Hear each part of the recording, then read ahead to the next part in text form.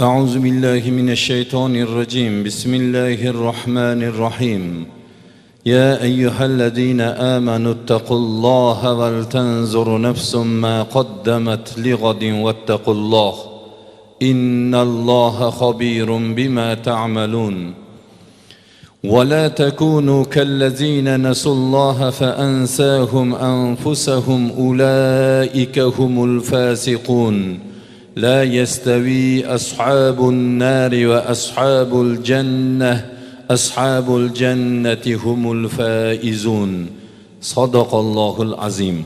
Ushbu o'qilingan oyat-i karimalar Qur'oni Karimni joylashish tartibi bo'yicha 59-sura Madina-i Munawvarada nozil bo'lgan Hashr surasi va mana shu surani 18, 19, 20 oyatlari.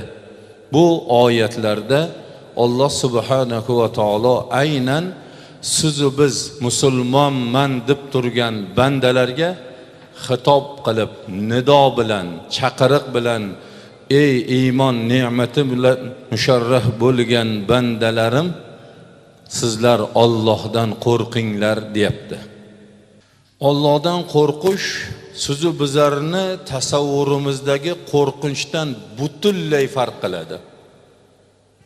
Sizu bizlarni tasavvurimizdagi qo'rqinch alla kimdandir yoki alla nimadandir bo'lishligi mumkin.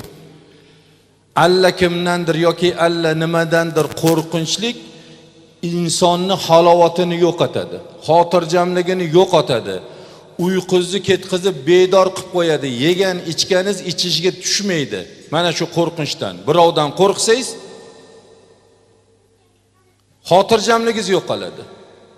Allohdan qo'rqishlik esa insonga xotirjamlik, insonga kundan sari Allohga yaqinlikni olib keladigan qo'rqinch. Shuning uchun Qur'oni Karimni juda ham ko'p joylarda vattaqulloh, Xudodan qo'rqinglar, Xudodan taqvo qilinglar degan oyat bot-bot keladi.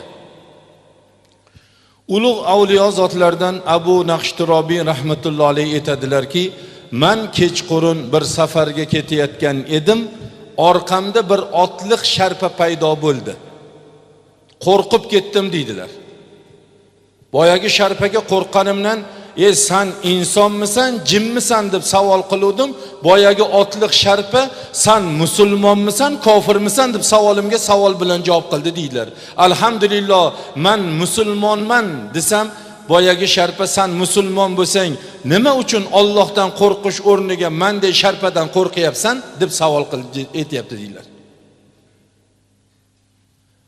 Janob Payg'ambarimiz sollallohu alayhi va sallam hadisi muboraklarda man xawfa anillah xawfa anhu kulli shay'in deganlar. Kim Xudodan haqiqiy chin ma'noda qo'rqsa, Alloh subhanahu va taolo ana shu Xudodan qo'rqqan bandasidan har kimni, har nimani qo'rqitadi deganlar. Hatto jinlar ham qo'rqar ekan Xudodan qo'rqqan insondan. Bizlarda bundoq qalbimizga qaraylik, shu qo'rqinch hozir qalbimizda bormi? Agar hammamizni qo'rqinchimiz Xudodan shunchalik zo'r bo'lsa, oramizda bugun bomdod namozini shunchaki o'qimaganlar bo'ldi. Peshin namozini xayoliga ham keltirmaganlar bo'ldi. Asr namozi haqida o'ylab ko'rmaganlar bo'ldi. Peshin asr shom namozini-ku mana yarim soat, 1 soat bo'ldi, o'qimaganlar bo'ldi. Yana xufton namozini o'qimaydiganlar ham bor oramizda. Lekin shular ham muloqotlarda bir-biri bilan qudalari o'rtasida yoki oldiga "Hey, Xudodan qo'rqsang-chi" deydi. "Xudodan qo'rqmaysanmi?" deydi. Bu shunchaki insonga eslatib qo'yiladigan termin emas bu. Bu insonni Alloh subhanahu va taolodan qo'rqinchligi bu Allohni zolim ekanligi uchun emas. Alloh zolim emas. Bismillahirrohmanirrohim. Mehribonlarni mehriboni, rahmdillarni rahmdili bo'lgan zot zolim bo'lganligi uchun, qahri qattiq bo'lganligi uchun qo'rqishmas. U zotni azamatini oldida, u zotni qudratini oldida, u zotni himmatini oldida inson bo'yini egishlik, ta'zim qilishlik. Shukrullohi subhanahu va taolo bit ta'zimi lahu va shukrul muluki bidduailahum degan ibora unvonul bayonda keladi. Bandani Alloh subhanahu va taologa qiladigan shukri banda Allohning huzurida ta'zimda tursin ekan deydi.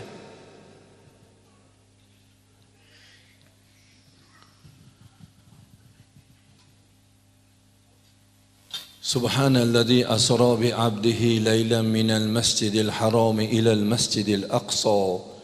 Alloh taolo shundoq pok zotiki, o'zini bandasi Muhammad alayhi salatu vassalomni bir kechada Masjidul Haromdan Masjidul Quddusga, Yerusalimga, Isroildagi Sulaymon alayhisalom qurdirgan masjidga bir kechada sayr qildirgan zotdir degan oyat Isro surasining 1-oyati 15-poraning boshida keladi. Shu oyat nozil bo'lganda Rasululloh sallallohu alayhi vasallam xursand bo'lib ketgan ekanlar. Ey Allohning rasuli, nimaga bunchalik xursandsiz? Nimaga xursand bo'ldingiz deganlarida, mana shu oyatda Alloh taolo meni bandam deb atadi degan ekanlar. Banda Xudoga ta'zim qiladigan, Robbisini ko'rsatmasiga muvofiq hayot kechiradigan, Robbisini ibodatini mahkam ushlaydigan, Robbisi qaytargan gunohlardan qaytib yashaydigan bandani bandadir ekan. Undan tashqaridagi, ya'ni mana shu sifatlarga ega bo'lmagan insonlarni u gandadir ekan. Ganda degani o'ta chirkin, o'ta iflos narsani aytilar ekan. Robbisini tanimasa, xoliqini tanimasa, mana bu ne'matlarni qudrat qozonida pishirib bunga rizq qilib bergan roziqini tanimasa, yolg'iz edi, unga juft berdi, juftidan farzandlar ato qildi. Buni tanimagan insonni inson deyishligi mumkinmi? Ulaika kal an'am balhum azol. Ular hayvondir, balki hayvondan ham battarroqdir deyapti Xudoy taborak va taolo. Hozir insonlar o'rtasida hayvon qilmaydigan ishlarni qilayotganlari bor. Xudoy taborak va taolo harom qilgan narsani qilayotganlari bor. Yana buni qilib mazza qildim deb yurganlari bor. Faxrlanib yurganlari bor. Ayollar zinodan bola orttirib bolasini alla qayerlargadir tashab ketyapti. Buni inson qilyapti, shuni hayvon qiladimi shuni? Qani bizlardagi Xudodan qo'rqinch? Qani uyalish? Qani Allohning oldida bizlar o'zimizni haddimizni bilishligimiz? Alloh subhanahu va taolo bandalariga qiladigan ibodatlarini belgilab, mana bundoq qilasan, paylon paytda qilasan, mana bu ishlarni qilmaysan, mana bular harom deb hamma halol va haromni o'rtasini ajratib turib bizlarga va tilka hududulloh deydi. Mana bu sizlarga Alloh taborak va taoloning belgilab qo'ygan hudud chegaralari deydi.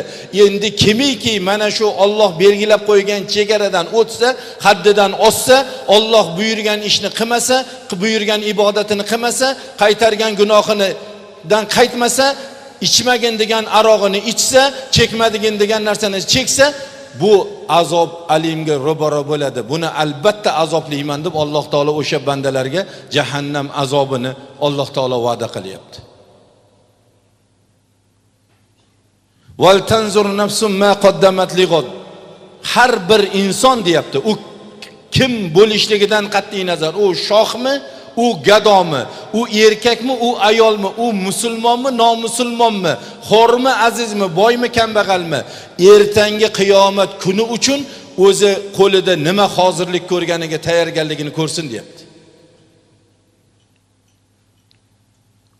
Nega lig'ot deyapti? Ertangi kunni arablarda lig'ot deydi. Ertangi kun uchun desa, nima uchun? Ulamolar aytadiki, qiyomat o'ta yaqin bo'lgan narsa bo'lganligi uchun uni ertaga deb shu so'z bilan yuritilyapti deydi. Endi bu umumiy qiyomat bor. Dunyoni tugashligi, dunyoda hayotni to'xtashligi, mahshar maydonidagi holatlar u katta qiyomat bo'lsa, umumiy qiyomat bo'lsa, insonni xos shaxsiy qiyomati bor ekan. U qachonsa shu ruhimiz, jonimizdan, tanamizdan olinishligi bilan o'sha insonga o'zini shaxsiy qiyomati boshlanar ekan. Bugun o'tirib biz ertaga shu paytda bizlar qabrga kirgan bo'lishligimiz mumkin. Hech kim bunga e'tiroz qilib bildira olmaydi. Bekor aytayapsan degan gap bo'lmaydi. Erta bilan otajon, onajon yaxshi o'tiringlar, men kechki payt kelaman degan insonni jasadi kirib kelyapti uyiga, o'lgan jasadi kirib kelyapti. Uni bunaqa niyati yo'q edi. Uni bunaqa xohishi yo'q edi. lekin bu Allohning qazoyi qadari, bizlarda ham hech qanaqa haj hujjat yo'q. Shuning uchun agar ertaga qabrimizga kiradigan bo'lsak, qani bugun qo'limizga qaraylik. İbadatimiz bormi? Namozimiz bormi? 2018-yilning ro'zasini tutdikmi? Alloh subhanahu va taolo bizlardan xohlaganchalik yashayapmizmi? Rasululloh sallallohu alayhi va sallam mani soch soqolimni Hud surasi oqartirib yubordi degan ekanlar. 114 ta sura bor, lekin mana shu surani, mani soch soqolimni oqartirgan sura Hud surasi bo'ldi dedi.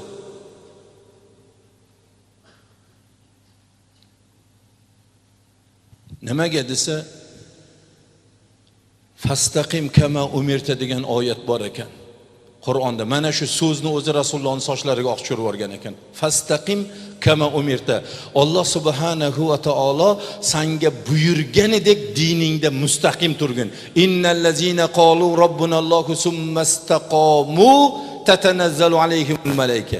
Shundoq zotlariki ular Robbim Alloh deb, ya'ni la ilaha illalloh deb mana shu so'zda mustaqim turgan bandalar. Mana shu so'zida chin matonat bilan turgan bandalar. Ularga deydi Alloh subhanahu va taolo tomonidan farishtalardan keladigan bashoratlarni oyatning davomida bayon qiladi. Bu mustaqim turish o'zi emas. Hazrati Bilolni hayotlarini o'qing, tarixlarini o'qing. Hazrati Bilolni boshlaridan o'tkazgan balolar. Habbob ibn Arat roziyallohu anhuni boshlaridan o'tkazgan azoblarni bir tarixda o'qisangiz, bizlar ularni oldida kim biz?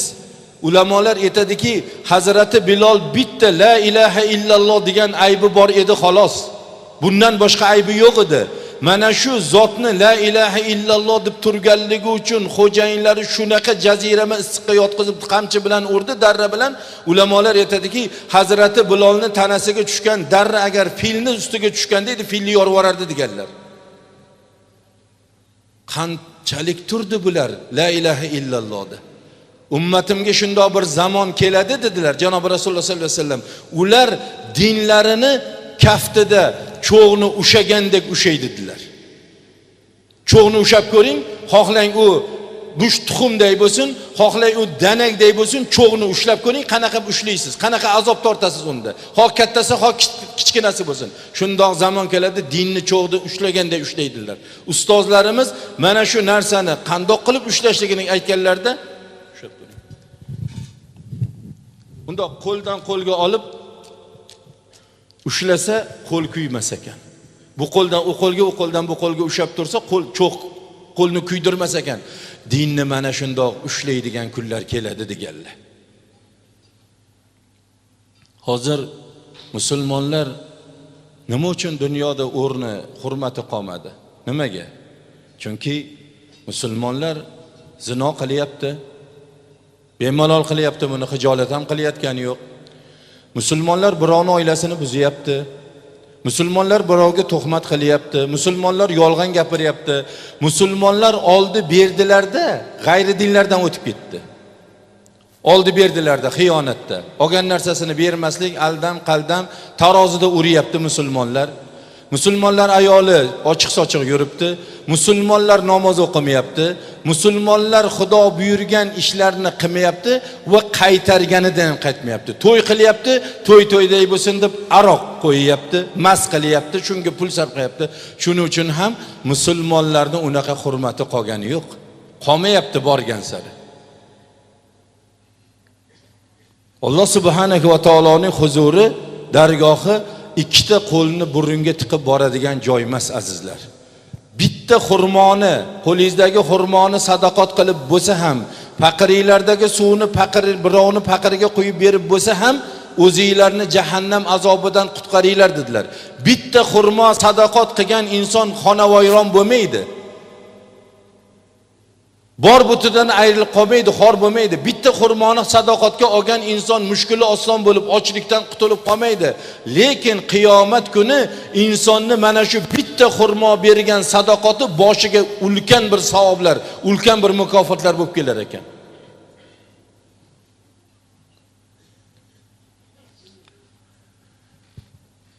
Suvni faqirga quyib berish deganda buni qanday tushunamiz? Madinada suvlar bo'lardi, etta-betta quduqlar bo'lardi. U allakimniki bo'lardi. U suvlar sotilar edi. Olgan suvga pul to'lar edi.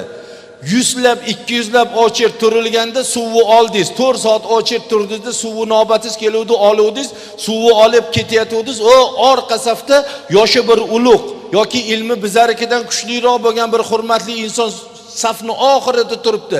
Keling, siz navbat kutib turmang. Mana paqirimdagi suvni olingda, uyingizga keting deb o'sha odamni navbatiga turishlikni etiladi, bunda tushuniladi. Hozir ko'pchilik tushunmasligi mumkin, qanaqa paqirdagi suvni paqirga qo'yib berib bo'lsa ham deganlarni tushunmasligimiz mumkin. Chunki kranimizda har kuni uyimizda xohlagancha suvimiz bor. Bizlar shu ishni qilamizmi hozir? 4 soat ochib turib olgan suvimizni birovga oxirgi safdagi odamga beramizmi? Svetoforni sarig'i yonishligi bilan qo'zg'almasa shu qiyomat ko'ryapmiz, janjal to'polon qilib suv ko'ryapmiz. Shunga sabrimiz yetadimi bizlarga? Hazrati Rasululloh sallallohu alayhi va sallam sahobiylar bilan birga o'tirgan paytlarida ashoblarga aytdilar: "Mana shu Madinada bir yahudiyning bulog'i bor. Shu buloq juda suvi chuchuk. Mana shu suvni har kuni bu yahudiy hammaga sotyapti, qimmatdan sotyapti. Shu buloqni sotib olib, mana shu buloqni vaqf qilib, tekin qilib qo'yib, shu buloqni o'rniga jannatdagi buloqqa egalik qiladiganlaringiz bormi?" dedilar. Taklif qilyapti, reklama qilyaptilar. Qarang, shu buloqni evaziga jannatdagi buloqqa egalik qiladiganingiz bormi dedilar.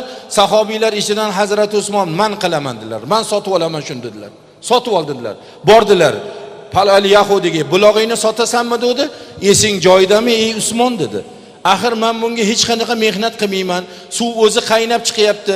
Men shu suvni sotib pulini sanab o'tiryapman. Kim sotadi bunaqa? Sen o'zing sotarmiding shunaqa? Bulog'ing bo'lgan dedi. Sotmaysanmi dedi. Sotmayman dedi.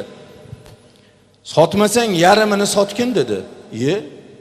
O'zi bitta buloq bo'lsa, buni yarmini qandoq qilib sotaman dedilar. Hazrati Usmon aytdilarki, "Men senga 4000 dirham pul beraman. Bu buloqdan bir kun men foydalanaman, bir kun sen foydalanasan." Qarasa, ma'qul kelyapti. Yaxshi taklif. Buloq o'zida turibdi, ham 4000 dirhamlik pul bo'lyapti.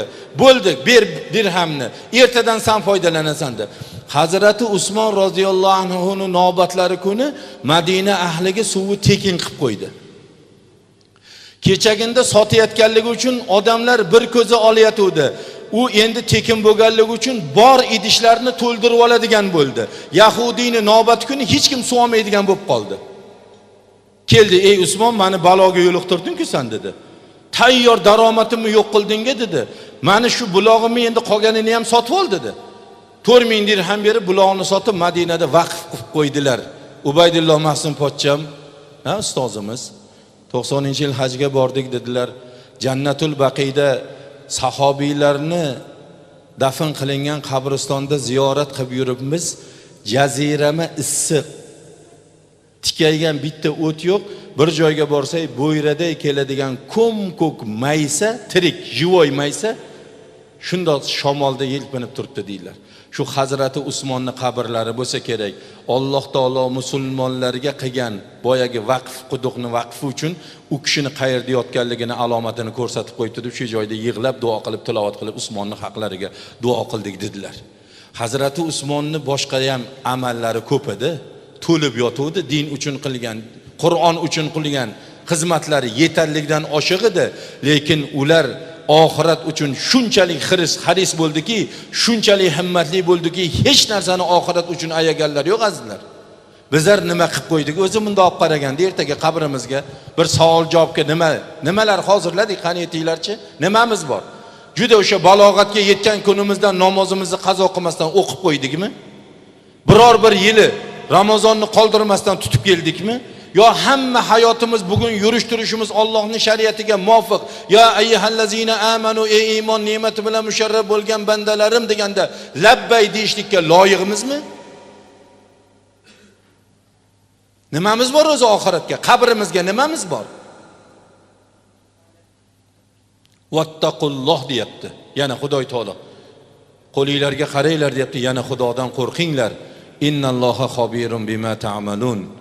Alloh taolo sizlarni har bir qilayotgan ishlaringizdan xabardordir deydi. U naryoqda qilib olib, bu yoqda ja mo'minda yurganlar bor. Naryoqda qilgilikni qilib oladida, ja musulmon qilib bu yerda musulmon ichida odamlar ichida ja musulmon bo'lib yuradiganlari bor. Lekin naryoqdagi qilayotgan ishi, qilib qo'ygan ishi musulmon emas, insoniylikka to'g'ri kelmaydigan ishlarni qilyapti.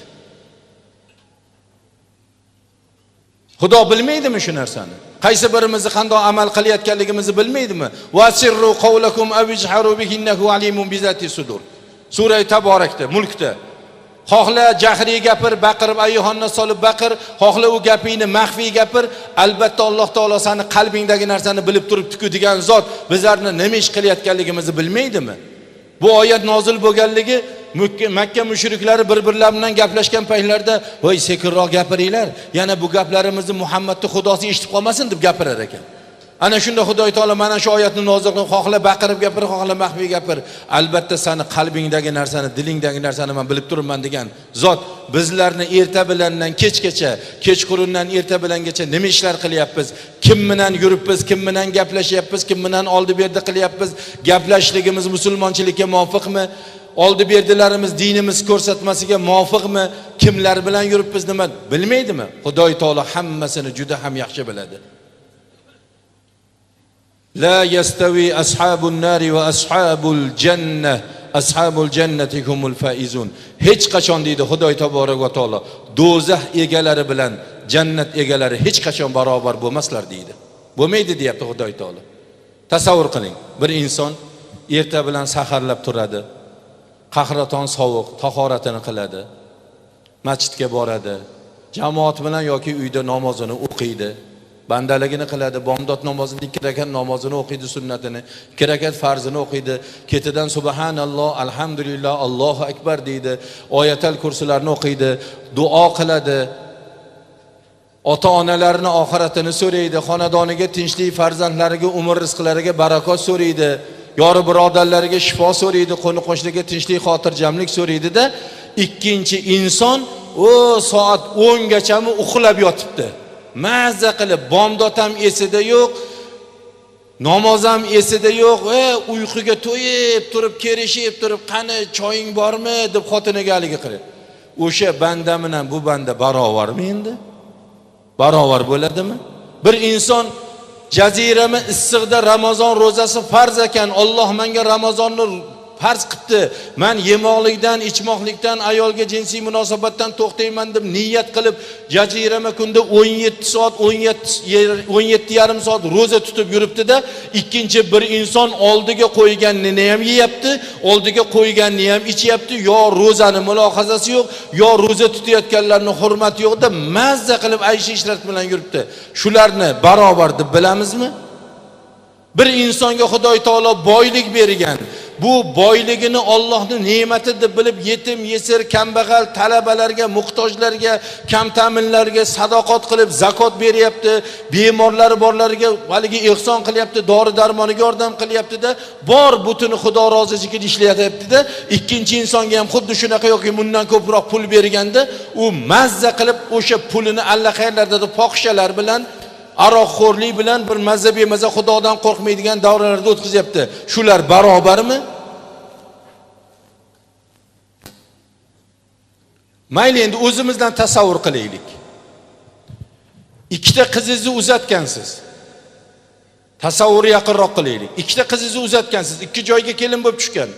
Bitta qudangiz, bitta qizingizga shunaqa parvo qilyapti. Qizim, o'zingizni ehtiyot qiling. Qizim, o'zingizni qiynamang. Xudo olsa yaxshi bo'ladi. Qo'y, mana buni yeb oling, mana buni ichib oling, mana buni kiyib oling deb shunaqa qizingizni hurmat qilib boshga ko'tarib hurmat qilyapti. Ikkinchi qudangiz esa ikkinchi qizingizni, "Sen o'zi usan, sen o'zi busan, o'zi otang, onang bu" deb unga kun bermayapti. Insofan etingchi, shu ikkala qudangiz menga barobar deysizmi? Buni barobar deyishlik uchun u jinni bo'lish kerak. Buni ikkalasini teng ko'rishlik uchun bu inson jinni bo'lish kerak. Sog' odam buni ikkalasini barobar ko'rmaydi. Yoki ikkita kelin olgansiz. Bitta keliniz sizni xizmatingizni qilyapti, yelib, yugurib, hamma parvoyingizni qilyapti-da, ikkinchi keliniz birorta aytganingizni qilmaydi, buyurganingizni qilmaydi, ota-onangizni hurmat qilmaydi, aytganini qilmaydi. Ikkala kelinim barobar deb ayta olasizmi? Bitta qo'shningiz sizga shunaqa xayrixoh, hurmatingizni qiladi. Qora aka, sizda qo'shnim borligiga Allohga shukr qiling. Yaxshi kuningizda ham, yomon kuningizda ham bir oyoqda turib xizmatingizni qilib shunaqa yaxshi kuningizda, yomon kuningizda yaryapti.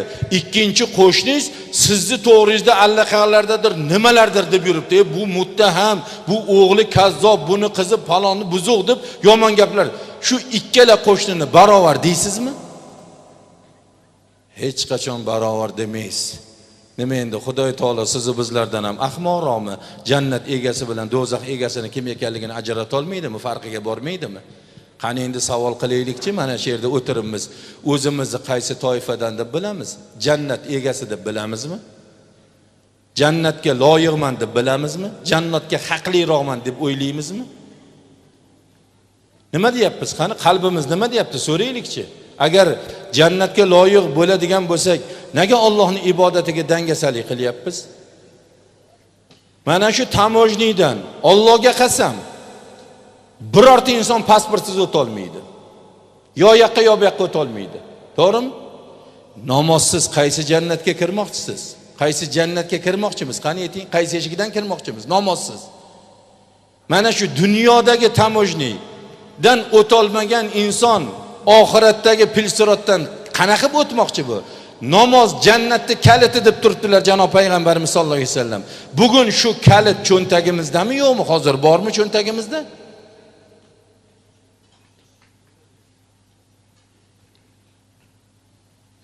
İlohiy bandamiz bechoradirmiz, havoi nafs ila ovoradirmiz, erurmiz barcha isyonlarimizga iqror, musulmon o'g'li qilmas ishlarimiz bor. Bizaja o'zimizga ko'p baho berib qo'yishligimiz mumkin ekan. Ja o'zimizni taqvodor, o'zimizni ja olim yoki ja bir fazilatli inson deb qo'yish, lekin kechagi kunlarimizni esdan chiqarmaylik. Gunohlarimiz ichida musulmon o'g'li qilmas ishlarimiz ham bor edi. Zino qildik, aroqlarni ichdik, yoshga shunga o'xshagan gunohlarni qildik. U bizlarni esimizdan chiqqan bo'lishligi mumkin, esimizdan chiqqanligi aniq, lekin yo'da yozilganicha turibdi. Ertaga shundoq bizlarni ro'paramizga chiqadi bu amallarimiz. Butun mahshar oldida hijolat bo'lmaymizmi? Ha? Hozir Allohni unutib, odamlar gapirmasin, odamlar gapiradi deb gunohga qo'l urayotganlar bor. Odamlar to'yimda gapirmasin deb to'yda aroq qo'yayotganlar bor. Harom ishlar qilayotganlar bor. Janobi Rasululloh sallallohu alayhi vasallam aytdilarki, kimiki dedilar. Masalan, dunyoda 8 milliard inson bo'ladigan bo'lsa, shu insonlarni manfaati uchun, foydasi uchun bir gunohga qo'l urdi. Agar shu gunohni qilsa, shu odamlar o'limdan, xatardan qutulib qoladi. Bir xavfdan qutulib qoladi. Lekin shu shart, mana shu inson shu gunoh qilishga, yo aroq ichasan, sen aroq ichsang, mana bular shuncha balodan qutuladi. Mana shu zinoni qilasan, mana shuncha balolar, sen shu ishni qilsang balodan qutqaradi, qutqarib yuboramiz deyapti. Shu ishni qildi.